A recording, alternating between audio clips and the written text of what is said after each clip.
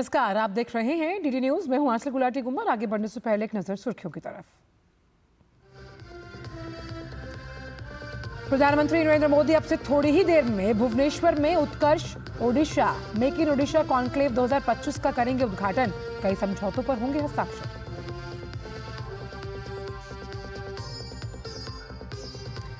दिल्ली के चुनावी दंगल में दिग्गजों का प्रचार आज। अमित शाह, योगी आदित्यनाथ, राहुल गांधी और केजरीवाल करेंगे जनसभाएं।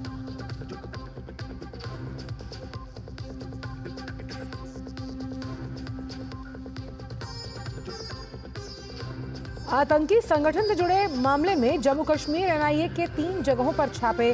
तमिलनाडु में 15 से ज्यादा जगहों में भी एनआईए के छापे।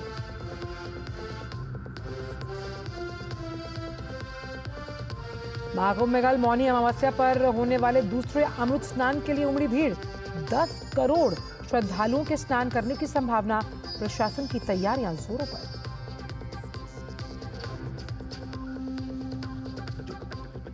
खेल की खबरों में भारत और इंग्लैंड के बीच तीसरा टी20 मैच आज।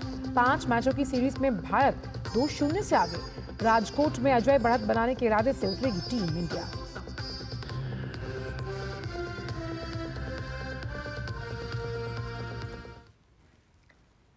और आइए अब जानते हैं इन सभी खबरों को विस्तार के साथ। प्रधानमंत्री नरेंद्र मोदी अब से थोड़ी ही देर में भुवनेश्वर में Utkarsh Odisha make in Odisha conclave 2025 का उद्घाटन करेंगे। 2 दिन के सम्मेलन में 20 देशों के कई प्रतिनिधियों सहित 7,500 से ज्यादा प्रतिनिधि शामिल हो रहे हैं। ओडिशा अब तक के सबसे बड़े व्यावसायिक सम्मेलन की मेजबानी के लिए पूरी तरह तैयार है। इस सम्मेलन एक मजबूत और जीवंत अर्थव्यवस्था की नींव रखेगा, साथ ही किसानों और मजदूरों के लिए नई संभावनाएं पैदा करेगा। सम्मेलन में 100 से ज्यादा समझौता ज्ञापनों पर हस्ताक्षर किए जाएंगे।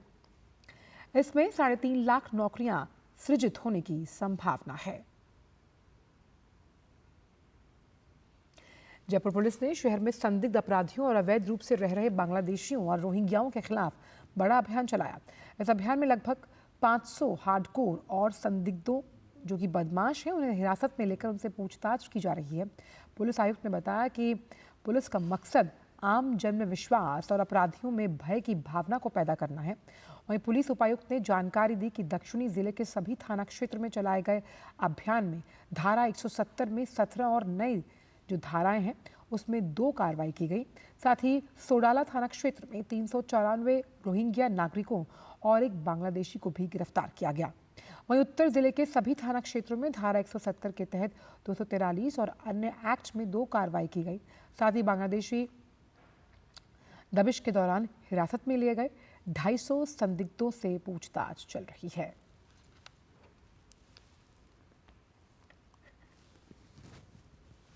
हम इसमें ये देखेंगे कि डॉक्यूमेंट्स कहाँ से बने हुए हैं। अगर उदाहरणवश मान लीजिए आप वेस्ट बंगाल से हैं और आपका आधार कार्ड जयपुर का है, तो आपको कारण देना पड़ेगा कि आपने जयपुर आके क्यों अपना आधार कार्ड बनाया। अगर आप वेस्ट बंगाल से हैं या मूलतः किसी और जिले से या किसी और स्टेट से बिलोंग करते हैं, तो आपका स्वाभाविक है आपकी वोटर आईडी और आपका आधार कार्ड वहाँ का होना चाहिए। और अगर आप यहाँ का दिखा रहे हैं तो हम उसको वेरीफाई करेंगे। हम ये नहीं कह रहे कि अगर आपके पास जयपुर का आधार कार्ड है तो आप ऑटोमेटिकली कोई अपराध कर दिया है आपने, पर हम ऐसे लोगों को रिकॉर्ड संधारण कर रहे हैं और इनका हम वेरीफाई करेंगे कि ये कितनी पीढ़ियों से यहाँ रह रहे हैं, और अगर पहले का ये कुछ भी अपना डिटेल्स दे रहे हैं तो उन डिटेल्स को वेरीफाई किया जाएगा। तो जयपुर पुलिस की ये बड़ी धरपकड़ सामने आई, जहां शहर में करीबन संदिग्ध अपराधियों और अवैध रूप से रह रहे जो बांग्लादेशी हैं और रोहिंग्या हैं उनके खिलाफ ये बड़ा अभियान चलाया गया। और अब इस बड़े अभियान का असर आप समझिए वो ये रहा कि लगभग 500 हार्डकोर जो संदिग्ध बदमाश हैं उन्हें हिरासत में लिया जा रहा है। उन्हें हिरासत में ले जाने के बाद उनसे पूछताछ की जा रही है कि आखिर किस मकसद, किस उद्देश्य के लिहाज से वो यहाँ पर थे।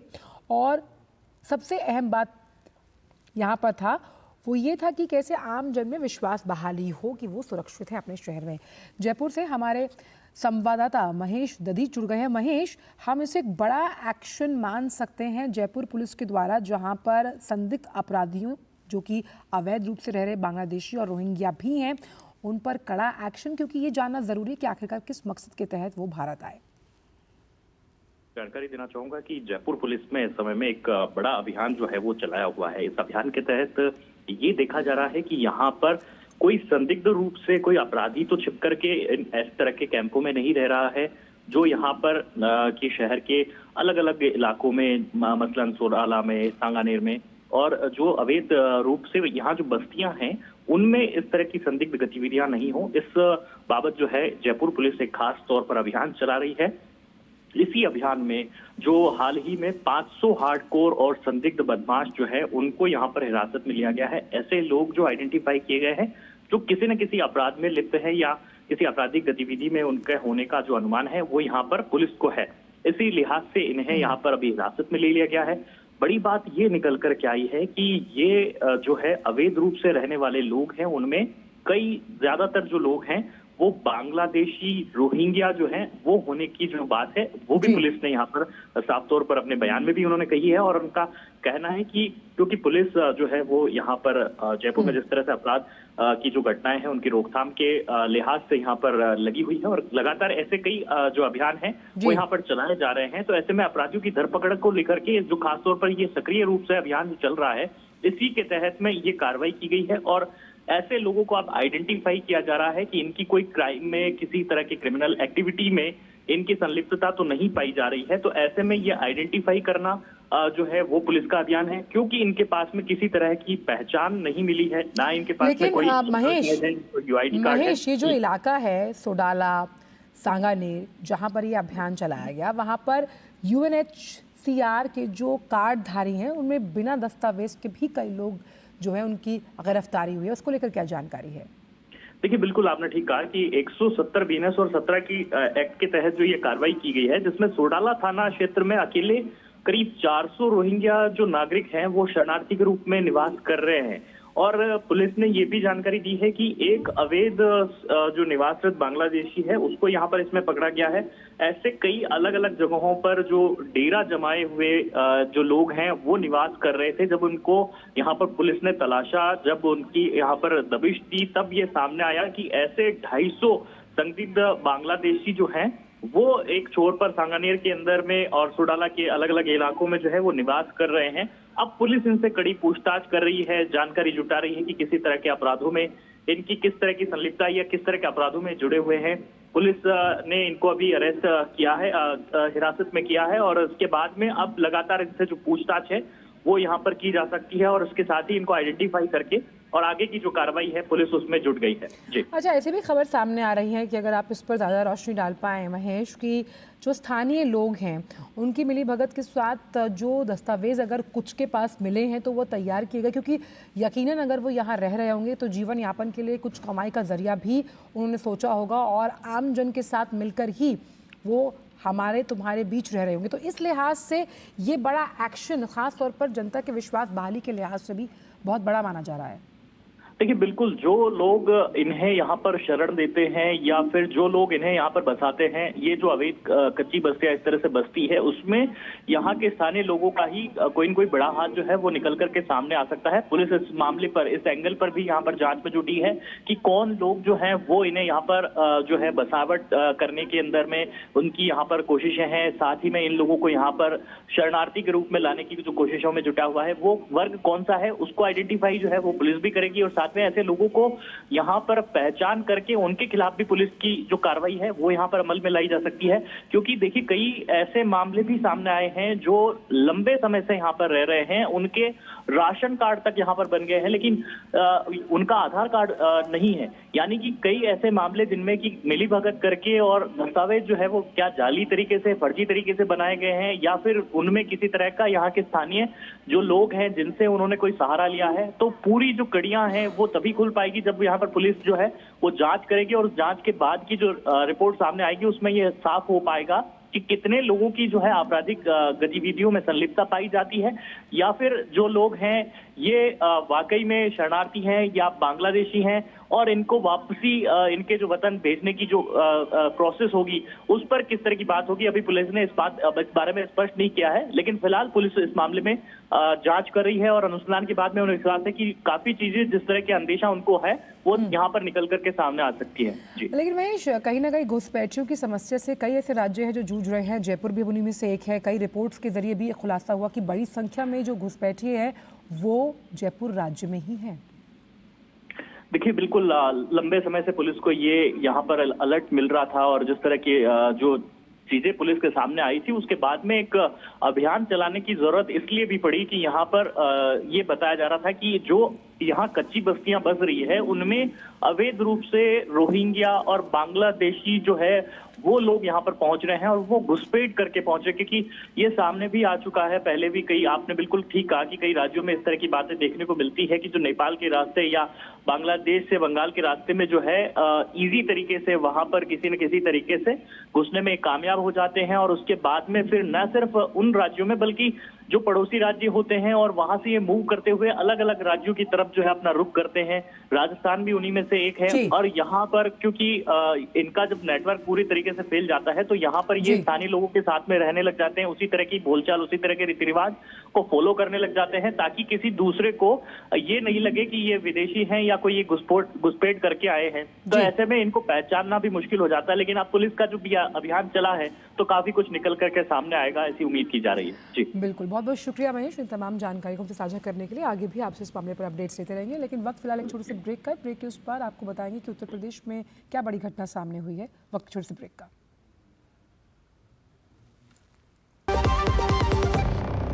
जब धरती चीर कर निकलता है लोहे का पत्थर और मिलता है मोंगिया के जोश से, फिर तपता है, पिघलता है और बनता है फौलाद।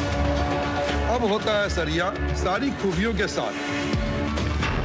मोंगिया स्टील, मजबूत देश का मजबूत सरिया। ब्रेक के बाद का स्वागत। और अब बात करते हैं उत्तर प्रदेश की, जहां के बागपत से एक बड़े हादसे की खबर आ रही है। बागपत के बड़ौत में जैन निर्वाण महोत्सव के दौरान मंच टूटने की वजह से दुर्घटना हुई जिसमें 5 लोगों की मौत हुई है। 50 से ज़्यादा लोग घायल हुए हैं। घायलों को इलाज के लिए अस्पताल पहुंचाया गया। यह हादसा सुबह भगवान आदिनाथ के निर्वाण लड्डू पर्व के मौके पर हुआ। श्री 1008 आदिनाथ भक्तांबर प्रचार के तत्वाधान में मोक्ष कल्याणक निर्वाण महोत्सव के तहत भगवान आदिनाथ के अभिषेक के लिए कार्यक्रम का आयोजन किया गया था। शहर के गांधी रोड स्थित श्री दिगंबर जैन डिग्री कॉलेज के मैदान में आयोजित इस कार्यक्रम में 65 फीट ऊंचे मंच की सीढ़ियां टूटने से यह हादसा हुआ। मान स्तंभ परिसर में बनाए गए 65 फीट ऊंचे अस्थायी मंच की लकड़ी की जो सीढ़ियां थी वो अचानक टूटी और हादसे के बाद पूरे क्षेत्र में अफरा तफरी मच गई। इस घटना के बाद डीएम अस्मिता लाल ने बताया कि बचाव कार्य जारी है और 20 लोगों को प्राथमिक उपचार के बाद घर भेज दिया गया। यहाँ पे एक वुडन स्ट्रक्चर था जो कोलैप्स हो गया और अराउंड 40 लोग जो हैं वो घायल हुए हैं और उन सभी को 108 की एम्बुलेंस समय वहाँ पर मौके पर पहुँच गई थी। सबको हॉस्पिटल पहुँचा दिया गया है और 20 लोगों का प्रथम उपचार करके उनको घर भेज दिया गया है। बाकी 20 लोगों का उपचार अभी चल रहा है। और इसी बड़ी घटना पर बात करने के लिए बागपत से हमारे संवाददाता राजीव कुमार जुड़ गए। राजीव, बहुत ही हृदय विदारक घटना है, लेकिन सवाल यहाँ पर यह कि जो ये भी हादसा सामने आया राजीव, उस वक्त जिस लकड़ी के मंच के टूटने की बात कही जा रही है, कितने लोगों का भार वो वहन कर सकती थी? और ख़ास तौर पर जिन्होंने ये आयोजन किया था, क्या उन्होंने इस बात का ख्याल नहीं रखा? जी, मैं पूरा मामला बता दूं। ये बड़ौत बागपत के बड़ौत शहर का है। यहाँ पर दिगंबर जैन डिग्री कॉलेज है। इसके सामने जो मैदान है यहाँ पर मान स्तंभ बनाया गया था जो 65 फीट ऊंचाई है और कल ही इसमें जो है लकड़ी की जो सीढ़ियां 65 फीट तक जमीन से ले जाई गई थी, लेकिन कहीं ना कहीं इसमें चूक रही है। जो सीढ़ियां बनाने वाले लोग थे उनकी चूक रही है, जिससे सीढ़ियां कमजोर बनाई गई थे। उन्हें कतई इस बात का अंदेशा नहीं था कि इतनी बड़ी संख्या में एक साथ लोग चढ़ जाएंगे। दूसरा, मैं यह भी बता दूं कि अभी कुछ दिनों पहले ही यहाँ पर जो मैदान है यहाँ पर एक भराव मिट्टी का किया गया था। संभवतः उसकी वजह से भी हादसा हो सकता है। प्रशासन ने पूरे मामले की जांच के निर्देश दिए कि कहाँ चूक रही है, किस स्तर पर चूक रही है लकड़ियों की सीढ़ियां बनाने में। अभी इस बारे में कहना बहुत जल्दबाजी होगी। हालांकि उधर जो घायल लोग हुए हैं उन्हें अस्पताल में भर्ती कराया गया। प्रशासन की मंशा है कि पहले जो घायल लोग हुए हैं उनका उपचार कराया जाए और तभी जो है इस मामले की जांच कराई जाए। डीएम और एसपी प्रशासन मौके पर मौजूद है और उन्हीं की देखरेख में यहाँ पर उपचार का कार्य चल रहा है। मौके पर भारी लोगों की भीड़ जमा है। इसी को देखते हुए बड़ी संख्या में पुलिस बल भी तैनात किया गया है। जी, ये आयोजन क्या प्रशासन की रजामंदी से हो रहा था? पहली जानकारी तो मैं आपसे ये चाहूँगी। दूसरी बात ये कि जो जितनी अनुमानित सदस्य थे कि इतने लोग इसमें भाग लेंगे, क्या उसकी कोई गणना की गई थी? और तीसरी अहम बात यहाँ पर कि जो घायल हुए उनका इलाज उपचार किस तरह से किया जा रहा है? तो मैं बता दूं, ये पहले जो पिछले 26 साल से ये आयोजन यहाँ पर बड़ौद शहर में हो रहा है और बड़ौद शहर को जो है धर्मनगरी जैनियों की कहा जाता है और यहाँ पर पहले पुलिस प्रशासन की अनुमति ली जाती है, परमिशन कराई जाती है मानस्तंभ के लिए, उसके बाद ही ये आयोजन किया जा रहा है। संभवतः इस जो आज सुबह हादसा हुआ है तो उसमें आकलन इतना नहीं था कि एक साथ इतने श्रद्धालु उस पर चढ़ जाएंगे और तभी ये हादसा हुआ है। इसकी कहीं भी अंदाजा नहीं लगाया गया था कि इतने लोग श्रद्धालु एक साथ उस सीढ़ी पर चढ़ जाएंगे। दूसरा ये बता दूं कि पुलिस प्रशासन जो है प्राइवेट जो अस्पताल है उनमें घायलों का उपचार करा रहा है। अभी अपनी देखरेख में वहां पर जिस भी अस्पताल है वहां पर अधिकारियों की ड्यूटी जो है लगाई गई है और कई लोगों को मेरठ भी रेफर किया गया है। घायलों में कई महिलाएं और पुरुष भी शामिल हैं। जी, साथ ही अब इसके लिए कैसे जांच को आगे बढ़ाया जाएगा, क्योंकि ये सुनिश्चित करना कि आखिर जो कारण है उसके लिए जिम्मेदार कौन है, ये जिम्मेदारी सुनिश्चित करना जरूरी है ताकि आगे भविष्य में इस तरह की कोई घटना ना हो। अच्छा, इसमें जो जिम्मेदारी है इसमें पुलिस प्रशासन की ही जिम्मेदारी है ताकि जो है उन्हें जब अनुमति हुई थी तो उसी हिसाब से पुलिस बल तैनात होना चाहिए था। पहली बात तो यह है। दूसरी बात जो है जो जिसने सीढ़ियां बनाई थी वो भी जांच के दायरे में आ रहा है, तो इन्हीं लोगों की जांच होगी। पुलिस प्रशासन भी उसमें दायरे में आएगा क्योंकि जी आखिरकार क्योंकि आप बता रहे हैं कि ये कई वर्षों से इस तरह का आयोजन होता है, तो अमूमन कितने श्रद्धालुओं के पहुंचने की उम्मीद जताई जा रही थी इस आयोजन को लेकर? जी, इस आयोजन में पहले से ही 700 और 800 श्रद्धालु इसमें आते हैं शाम तक। उसी हिसाब से परमिशन दी जाती है। सुबह से यहाँ श्रद्धालुओं का आना शुरू हो जाता है, लेकिन आज पता नहीं ऐसा क्या हुआ कि एकदम सुबह ही सुबह जो है कई सौ की संख्या में श्रद्धालु आ गए और सीढ़ियों पर चढ़ गए। इसी को लेकर हादसा हुआ है। जी, बहुत बहुत शुक्रिया आपका राजीव, इन तमाम जानकारियों को बागपत से हमसे साझा करने के लिए बहुत बहुत शुक्रिया। चलिए बढ़ते आगे और अब बात करते हैं तमिलनाडु की, जहां राष्ट्रीय जांच एजेंसी की बड़ी कार्रवाई चल रही है।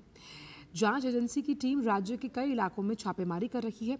एनआईए 15 से ज़्यादा लोकेशंस पर छापेमारी कर रही है क्योंकि आतंकी संगठन आईएसआईएस मॉड्यूल से जुड़े जो लोग हैं उनकी तलाश में छापेमारी की जा रही है और एनआईए ने कई लोगों को हिरासत में लिया। फिलहाल छापेमारी की कार्रवाई अभी जारी है। एनआईए के अनुसार संदिग्ध जो ठिकाने हैं उन पर तलाशी के उद्देश्य से आईएसआईएस की विचारधारा को बढ़ावा देने और सदस्यों की भर्ती में शामिल व्यक्तियों से संबंधित सबूतों को उजागर करना मुख्य मकसद है।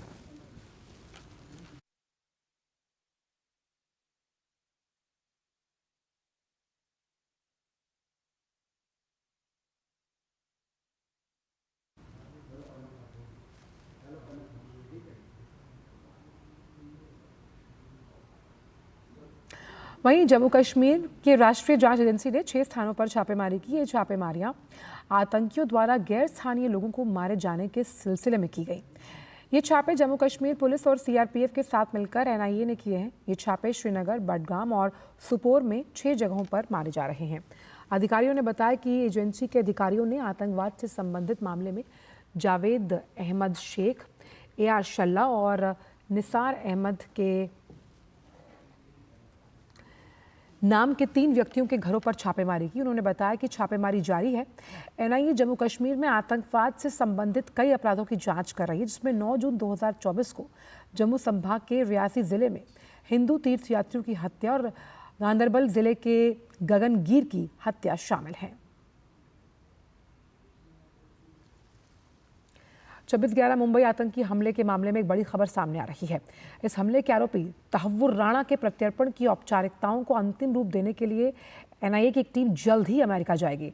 अमेरिका कोर्ट ने अगस्त 2024 में फैसला सुनाते हुए भारत अमेरिका प्रत्यर्पण संधि के तहत राणा को भारत भेजने की मंजूरी दी। इससे पहले भारत ने अमेरिकी कोर्ट के समक्ष सबूत जो थे वो पेश किए थे, जो कि काफ़ी मजबूत थे, जिनमें राणा की संलिप्तता साफ साफ दिखाई गई थी। कोर्ट ने साफ किया था कि राणा के खिलाफ भारत में लगे आरोप अमेरिकी अदालतों के मामले से अलग हैं। दोनों देशों के बीच जो समझौता है उसके तहत उन्हें भारत प्रत्यर्पित किया जा सकता है। और नीरज सिंह हमारे साथ जुड़ गए हैं ज़्यादा जानकारी के साथ। नीरज, तो तहव्वुर राणा के प्रत्यर्पण का रास्ता लगभग साफ होता हुआ नजर आ रहा है। बड़ी उपलब्धि हम मान सकते हैं 26/11 के हमलों को लेकर। देखिए, बड़ी उपलब्धि है और आप देखें आंचल के तहव्वुर राणा की जो भूमिका है वो सीधी जो आतंकी हमला है उससे जुड़ती है और यही कारण है कि हमारी जो तमाम जांच एजेंसियां हैं वो लगातार इस बात का वहां पर अमेरिकी अदालत में तमाम सबूतों को पेश करती रही कि तहव्वुर राणा को भारत लेकर जाना महत्वपूर्ण है, क्योंकि 26/11 का जो हमला हुआ था उसमें एक बड़ी भूमिका थी, षड्यंत्र करता था। और खासतौर से अगर आप देखें कि यहाँ पर जो रेकी की गई थी उसमें पैसा इसने लगाया था, एक कंपनी भी खोली थी, आपने पता भी होगा कोटमन हेडली, जो उसने गवाही भी दी थी और ये कहा था कि तहव्वुर राणा ने ही उसको भेजा था इंडिया में और इन जगहों पर रेकी करने के लिए। और उसके बाद आपने देखा कि लश्कर तोयबा के जो 10 आतंकवादी हैं किस तरीके से दिल्ली को उन्होंने दहला दिया था। अब बड़ी सफलता मिली है क्योंकि अमेरिका की जो कोर्ट है उन्होंने तहव्वुर राणा के प्रत्यर्पण की जो मंजूरी है वो दे दी है। लंबा एक केस चला था और तहव्वुर राणा लगातार इनकार करता रहा था, लेकिन तमाम जो सबूत हैं हमारी जांच एजेंसियों के द्वारा जो अमेरिकी कोर्ट में पेश किए गए थे उनको स्वीकार किया और तहव्वुर राणा अब जल्द ही भारत आएगा।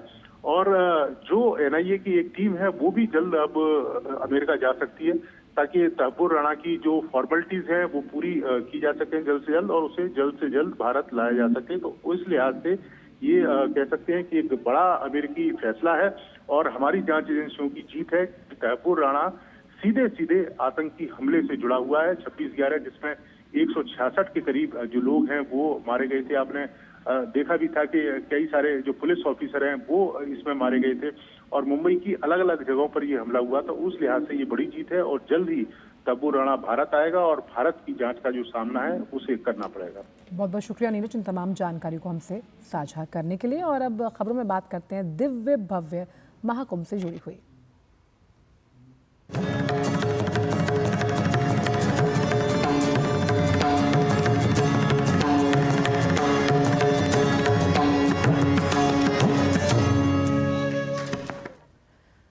तो बात करते हैं 29 जनवरी की, जहां मौनी अमावस्या को लेकर महाकुंभ में भारी भीड़ उमड़ रही है। महाकुंभ में अब तक स्नानार्थियों की कुल संख्या 15 करोड़ हो गई। आंकड़ों के अनुसार मौनी अमावस्या पर 10 करोड़ और पूरे महाकुंभ में कुल 45 करोड़ से ज्यादा लोग आएंगे।